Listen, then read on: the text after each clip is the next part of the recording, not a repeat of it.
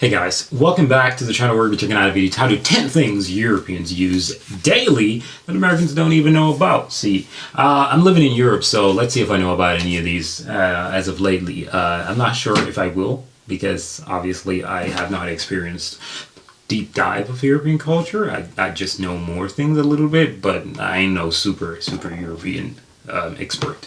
But yeah, without further ado, man, let's check out this video. Thank you for watching it. If you have not seen the original video, link will be in the description of this video. You can check it out as soon as possible. And also, if you want to recommend videos for me to check out about Europe, whatever country in Europe, music, it doesn't matter, just leave those in the comment section down below, or preferably put that link in the pinned comment section, and I'll check out a video as soon as possible. This might appear at first glance to be a normal calendar. I'm not trying to say that Americans have never seen a calendar before. They just, put the month first, which I kind of agree with in some contexts. But this is a very specific type of calendar used in a very specific location of the house that most everyone knows in the Netherlands, but outside of there, not so much. And that What the hell you mean? is what we're going to be talking about today. There are a lot of really interesting common household items in different countries in Europe that are pretty rare outside of those countries. What are we going to learn today? A lot. I found this from an Ask Europe thread on this topic. What are some common household items that you were surprised to learn are rare or non-existent in other countries? Netherlands. Has a bathroom birthday calendar been mentioned yet? Wait, By what? whom? No! So, this specific calendar, what makes this unique? Well, you might notice it doesn't have a year on it. Oh, that's practical, right? That means you only have to buy it once and then you can just kind of keep it forever. That's what the Dutch were thinking too. It is a birthday calendar, but to make things more unique, because you might have heard that before, it's kept in the toilet. For Americans, it's kept in the baño, in the bathroom. You take your poo, you're sitting on the toilet, you look to your left, you've got your Dutch birthday calendar, and you're like, Luke's birthday's coming up. I've got to remember to give him a greetings card. Or just there. Isn't that convenient? And they just keep these little calendars in the bathroom. They last forever because there's no year. I mean, it's pretty good. It's great. It's a great idea. Bathroom? I don't know. Okay, bathroom, it's okay. I guess everybody uses a bathroom, so good placement. I can't disagree. It's pretty good. Never heard of it before. You're on them, and you can always add someone's birthday to it, and therefore, because you're always there in your moment of solace and calm and tranquility, you can have that moment to remember your friends' birthdays. You see, Dutch people are really big into birthday culture. They're really big into celebrating each other's birthdays.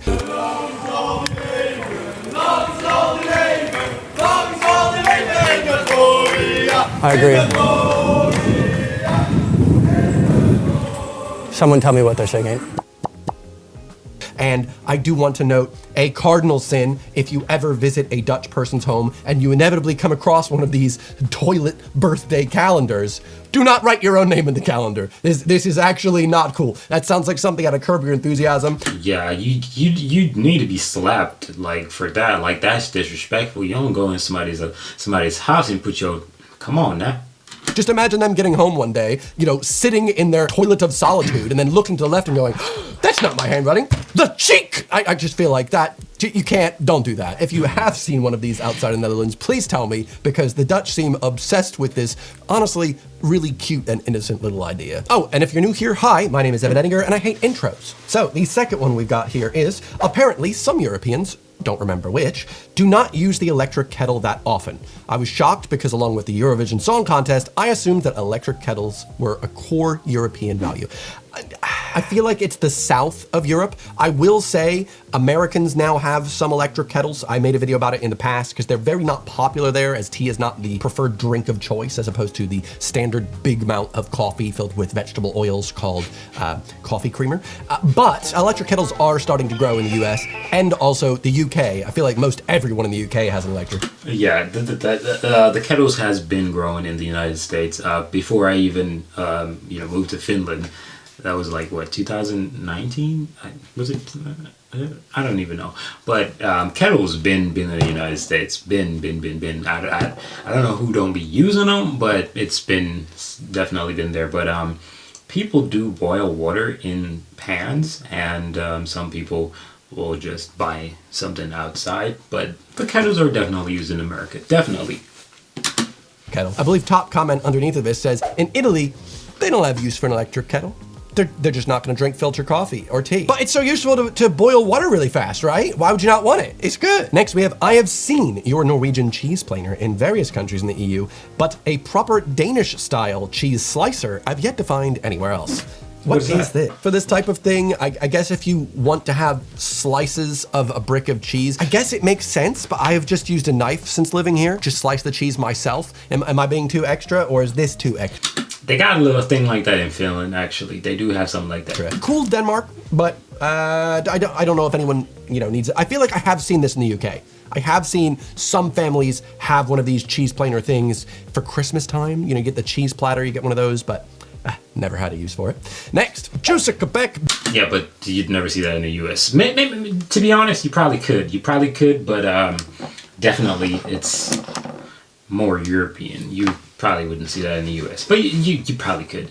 But Finland, I've seen it. Bell pepper roaster. That has got a niche purpose. I think we have the technological marvel only in Bulgaria. Here is a link. All right, I'm excited to see what this looks like. Oh, I mean, wow, 60 quid. I'm sorry, 60 euro. It's an air fryer in it. It's a Bulgarian air fryer, but just a healthy version. That's actually really interesting. But maybe they just really, really, really love their roasted bell peppers in Bulgaria. That makes sense. 60 quid though, where are you gonna put this? It's not enough space in my house for that. British homes do not have much room for that. American homes, baby. Americans watching are already on the Amazon affiliate links like, bell pepper roaster. Yeah, no, ain't nobody eating that. Give it to me, Janet. Next, this is a really stereotypical answer, but Astian Kiovi Sakapi, dish drying cabinet. Oh, perhaps one of the most functional things you can have in your kitchen, even if you have a I thought this was a Finnish invention. dishwasher. All right, that is clearly Finnish. What do we got? Let me see what, Yeah. I mean, I guess that is practical. Every Finnish home, or supposedly the large majority of them, will have this big cupboard next to the sink for you to dry your dishes. Look at that.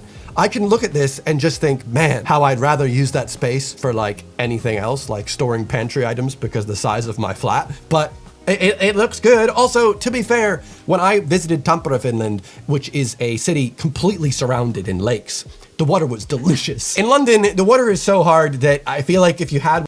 Oh, you mean like the... Oh, yeah. Finnish water is pretty good. One of these types of devices, it would just... Actually, first place that I'm actually drinking tap water 100%. I do not buy water in a bottle at all. Never did. Leave streaks on everything, right? To be fair, I just use a dish drainer on the side. So I'm no better than these people. I also don't care about streaks, except on Duolingo. It seems nice, but it seems like a bit of a waste of space. If you have all the space available for it, I guess that's cool. And to be fair, it does make sense in terms of it's like taking the dish drainer that like I have next to my sink, and I feel like most Brits and most Americans have next to their sink, and it kind of hides it away behind a door. So I would say this is quite supreme, but I'd rather use that space for just any other pantry items. All right, next up, what have you... Nah, not me. I like it. I really like it. It's very good. Very good. You never heard of. Have you heard of the Flessentrekker? It's pretty useful. It's literally a bottle puller, a simple item to empty out bottles. Still useful for ketchup bottles, but indispensable when yogurt, etc. Still came in glass bottles instead of in cartons. I mean... It also looks like it could double as a really useful back scratcher, so I mean, that's useful. Yet again, the Dutch coming through with a practical item to make sure they get every little drop out of their yogurt containers. Also, wow, that's pretty good. €3.95. That's a bargain. You might as well pick one up. I'll put a link in the description if you want one of these. Therefore, they're no longer just a Dutch treat. Now everyone can have a Flessentrekker. I'm trying to think of how useful this would be for me. I do wish we would go back to many like glass bottles and things in terms of it's just better for the environment and such. And also just texturally it feels better. Plastic is bad. But I guess this would be useful for overnight oats to like really get it out. But yet again, a rubber spatula does the same, but maybe this is better because it's got a little scoop. All right, I'll give you that in the Netherlands. Another cool invention. Also, I'm interested. I've got a lot of Europeans in my audience, so I'm hoping they chime in like, actually, we have the Flessentrekker as well in Italy. Italy's always coming in here trying to say they got everything. Actually, it's Portugal. Portugal's probably going to come into my comment section claiming ownership of everything. I went on a trip to Portugal once and the woman that was giving us a tour tried to tell us that Marco Polo was actually Portuguese, and I went, I've read books before, ma'am. We just went to his hometown. She was like, it depends on what you believe. And I went, okay. Next up, we have maybe not a household item, but I'm amazed how pant, or pfand, in German isn't a universal thing. When I went to the UK, I bought an energy drink and said to my friend, "Wait, this one doesn't have any pant." And he thought I was, he had no idea what I was talking about. Yeah, I feel like if you hold an energy drink and go, "No pants," people are gonna probably think you've had more than just an energy drink. It's supposed to give you wings. Take off your pants, maybe. For those of you not understanding what font or pant is, basically you can go into a shop, and if you have any of the glass bottles that you'd bought from previously going to the shop, you can get some of the money back by donating them back, recycle. and then they're reused. It's kind Recycle. Oh, God. Gee. Whew. Man. Wow. It took forever. Yeah, that's in Finland. Good luck finding that in the United of a States. really good system. In Germany, when I was there recently, you can notice that, especially at nighttime, you'll see people going through the bins, pulling out glass bottles because they can actually turn those in, recycle them, and get money for them. So it kind of cleans up the recycling, like improves recycling. Also, they find them on the streets and things, and gives them money. So it's kind of like a win-win. Also, to be fair, the UK is generally, in terms of culturally, very bad at recycling compared to most European countries, I'd say. The US is much worse from my experience. Even the very green university that I went to in the States, I watched once when the bin men just like took the recycling and the garbage, the glass, and they just took it and they just put it all in the same thing. And I was like, oh, I hope that's like, I guess gonna be sorted again, but why would you? Plus, I went to a YouTube convention in California once, the big old VidCon, and at the Marriott, I saw this. So that was great. It's just one bag. It's all theater. It's to make you feel like you're recycling. I feel like in Germany and Norway and a lot of places in Europe, they do actually take that seriously. Culturally, they care a bit more about the climate, about the environment. So, hey, it makes sense that they've got that. I do think we should introduce that type of thing to the UK, especially as a way to like give homeless people more money. Like, why not? Next up, we've got washing mitts, are some of the most basic items in any Belgian household. But according to Wikipedia, they're not much a thing outside of Benelux, France, and Germany. Benelux, I have never heard of before, but it sounds like it gives you diarrhea. Now, so it's a washcloth that you put your hands in? That does sound nice, actually. I've not actually seen one of these in the UK or the US, but I like it. I've seen like... I don't know. It's like, even just to wipe like a counter or something like that, that's pretty good. It's pretty good. I'm not going to say it's like going to change your life. I don't think it would. But it's solid. Mitts, like actual mitts that have like scrubby bits on them, but I've never understood the purpose unless you're like a kid. But don't you gift that. But you know, you could use it like, you know what, Belgium? I give this very useful. I think this is a really good item to get for someone for Christmas, especially if it's so rare outside of that area. So I actually think I'm gonna get this for someone I know that just got their first house. A little tea towel gift for their housewarming and hand warming, I suppose. How useful. Next, oh, I forgot about OP. OP is from Sweden, and his claim is the Wettex cloth, the best dishcloth to clean your kitchen with. Every home has one of these in Sweden. Yes, it's that much better than a regular dishcloth or paper towel, and costs like €1 each. Interesting. Wettex sounds too much like Tipex, which I think is what Brits call whiteout. So it's given smelly smells, you know? So basically, listen, I'm not a fan of paper towels. I personally... I have this. I actually have this. It's not bad. It's pretty good. Not gonna say it's the best because, you know, I like to feel my water. I like to feel what I'm doing. But yeah, these are pretty good. I actually have used this before in Finland, actually. Never buy them, but my girlfriend uses them for lots of things, and I'm always like, just use the reusable one, and then when it's dirty, you throw it away. Just, you can wash it. But the Wettex, you basically can use it to dry up loads of things for like 15, 16 uses, and then just throw it in the wash, and then you've got a brand new washcloth again. I've also seen some reviews here that say they never have needed paper towels after buying one, so I think I'm gonna buy some.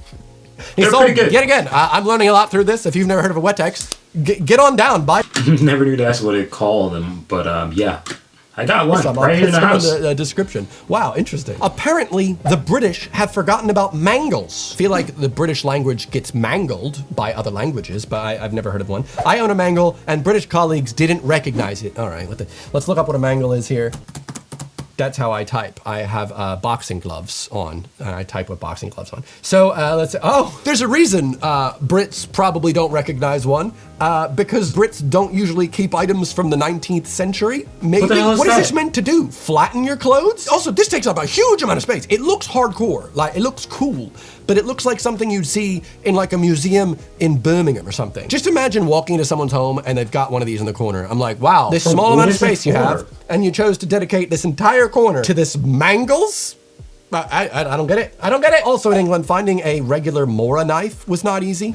Yeah, different things like that. I guess it'd be hard to get around. It's weird hearing someone say it's hard to find a knife in the UK, but hey, I do live in London. Then we also That's a good one. That's a good one. That's a good have one. the Pafletti sauna seat cover. I've never encountered that abroad. Well, the Finnish people, they love the sauna. Of course, they're gonna have a specific word for a specific thing. Isn't it just a towel? Are you not just laying a towel down on the sauna? You're gonna call that a thing? Pafletti is a sheet of paper, cardboard, cloth, foam, rubber, or other soft material that is placed on the sauna bench and then sat on. Well, should have brought that with me to Germany for my little German experience where I had to get nude. That's probably why it's not a big thing in the UK. We don't have many nude saunas. But then again, when I was in Germany, everyone just used their normal towel to go underneath of them in the nude sauna. So I kind of like the idea of how... Probably that one. It doesn't allow for the sweat to penetrate the bench because public saunas, you don't want to. You know what I mean? I don't have to explain that, but maybe that's what it is. I don't really know about it. I love saunas, but I don't really use it that much. Besides, every house in Finland, almost every house, has a sauna. So yeah, you don't need to go to public. having a specific thing just for sauna seat cover, but it makes sense that that's not as popular. I mean, I use a sauna quite regularly, and most people there don't even use a towel under their bum bums.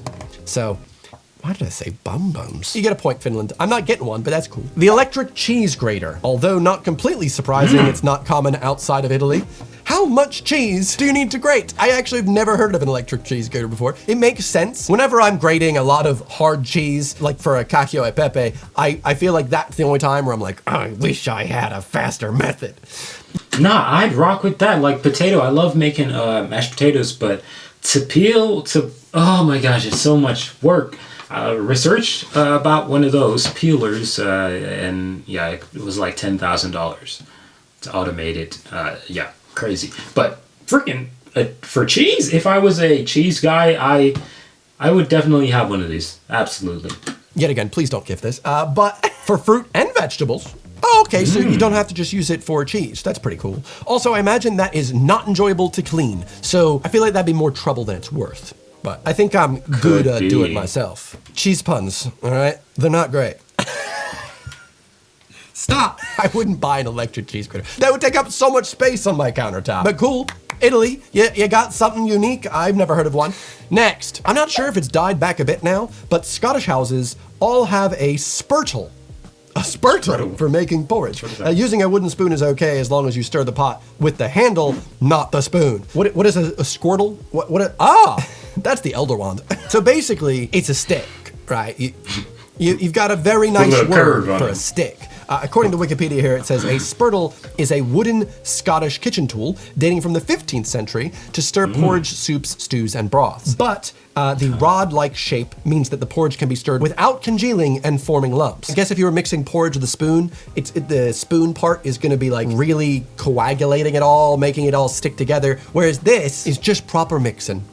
You could have a slotted spoon. No, I guess that would cause too much drag as well. So the Scottish people went, just use a stick. I like the shape. I'd want to hold it in my hand, but I bet you have to make it yourself, right? Where's my grandpappy? He's gonna make me one. Oats. I make overnight oats. So they kind of just look like the forgotten legs of a wooden chair, right? Like I'm just looking at this like, it's just chair leg. Just grab a chair leg. You can't even throw your granny off a bus, all right? Instead, take her by the chair legs, the spurtles. Either way, I don't know about you, but I feel like I've actually learned quite a lot today, and I've definitely added a few things to my cart. No, I have to. I think a lot of these are pretty good. You know, the probably the most useless, in my humble opinion, would probably be the last one, and the sauna bench towel thing. That's probably the most useless because a lot of people are not going to use the sauna towel thing, so it's useful where it's at, if that makes any sense. The cheese, great, automatic, it's pretty good. It's pretty good, but I don't really know if a lot of people would actually want to use something like that because he said it's quite messy, but everything else on this list was actually pretty good. The Finnish dish drain system. The birthday calendar, the first one on the list, was actually pretty good. Never seen it before, but it was actually pretty good. The cheese slice thingy, pretty good as well. A lot of these were pretty amazing, and yeah, you guys can share in the comment section down below some other things that you would not find outside of Europe, European countries, and so on and so forth in the comment section down below. Thank you for watching. I'm out of here. Peace.